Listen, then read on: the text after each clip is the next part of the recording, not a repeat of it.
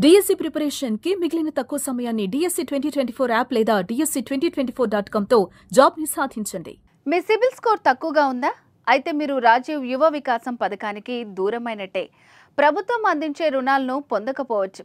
అవును, రాజీవ్ యువ వికాసం పథకానికి సిబిల్ బాగుంటేనే అర్హత లభించనుందని అధికారులు చెబుతున్నారు. మరి సిబిల్ ఎంత ఉండాలి? ఎవరు అర్హులు?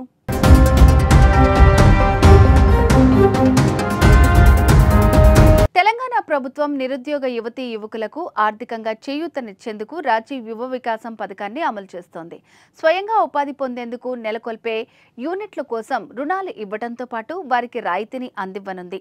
SC, ST, BC, minority, EWS కార్పొరేషన్ల ద్వారా పథకం అమలు చేయనున్నారు. యూనిట్లను 4 రకాలుగా విభజించి గతంలో కంటే రాయితీ నిధులను ప్రభుత్వం పెంచింది. యూనిట్ విలువ 50,000 లోపు ఉంటే ప్రభుత్వం 100% రాయితీ ఇస్తుంది. యూనిట్ విలువ 50,000 నుంచి 1,00,000 వరకు ఉంటే 90% రాయితీ ఉంటుంది. 1,00,000 నుంచి 2 లక్షల వరకు 80% రాయితీ లభిస్తుంది. 2 నుంచి 4 లక్షల యూనిట్లకు రాయితీ 70%గా నిర్ణయించారు. రాయితీలు పోను మిగతాది బ్యాంకు రుణం ఉంటుంది.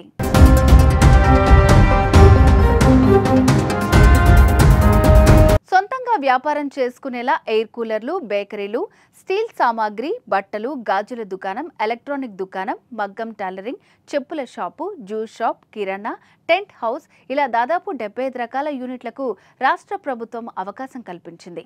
అలాగే వీటితో పాటు వ్యవసాయ రంగాల్లో ఎడ్ల బండ్లు, వేరుశెనగ యంత్రం, oil engine, air compressor, pump set ఇలా 8 రకాల యూనిట్లుగా చేర్చింది.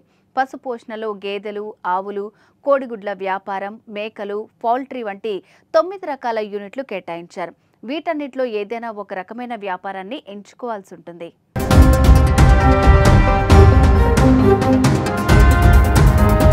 గ్రామీణ ప్రాంతాల్లో పలువురు స్వయం ఉపాధికి ఈ పథకం చేయూతగా ఉంటుందనే ఉద్దేశంతో భారీగా దరఖాస్తులు చేసుకున్నారు. సుమారు 16 లక్షల మంది అప్లై చేశారు. అయితే వాటి పరిశీలన ప్రస్తుతం కొనసాగుతుండగా యువ వికాసం రుణాలు రావాలంటే తప్పనిసరిగా సిబిల్ స్కోర్ 700 దాటాలనే రూల్ పెడుతున్నారనే వార్తలు అభ్యర్థుల్లో అయోమయం నెలకొంది.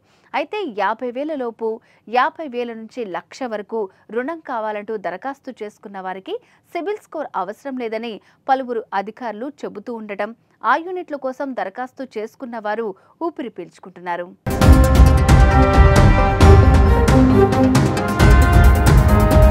బ్యాంక్ అకౌంట్ల నిర్వహణ, రుణాల చెల్లింపు ఉంటేనే సిబిల్ స్కోర్ వస్తుంది. గతంలో లోన్లు తీసుకున్న వారు సకాలంలో రుణాలు కట్టకపోతే వారి సిబిల్ స్కోర్ తక్కువగా ఉంటుంది. వీరికి పథకం అమలు కాదు. అయితే దరఖాస్తు చేసుకున్న వారిలో ఎక్కువ మంది లోన్ తీసుకున్న వారు ఉన్నారు. బ్యాంక్ అకౌంట్ల నిర్వహణ అంతంత మాత్రంగానే ఉంది. అయినా సిబిల్ స్కోర్ 130 చూపించింది. ఆ గ్రామంలో రుణం తీసుకొని వారే ఎక్కువ మంది ఉన్నారు. వారందరికీ సిబిల్ స్కోర్ ఈ విధంగా చూపిస్తోంది. ఇలాంటి వారు ప్రస్తుతం ఆందోళన వ్యక్తం చేస్తున్నారు. వారంతా గందరగోళానికి గురవుతున్నారు. ఎన్నో ఆశలు పెట్టుకుని అప్లై చేస్తే సిబిల్ స్కోర్ రూల్ అమలు చేయటంపై అసంతృప్తి వ్యక్తం చేస్తున్నారు. మరి ప్రభుత్వం వీటిపై ఎలా స్పందిస్తుందో చూడాలి.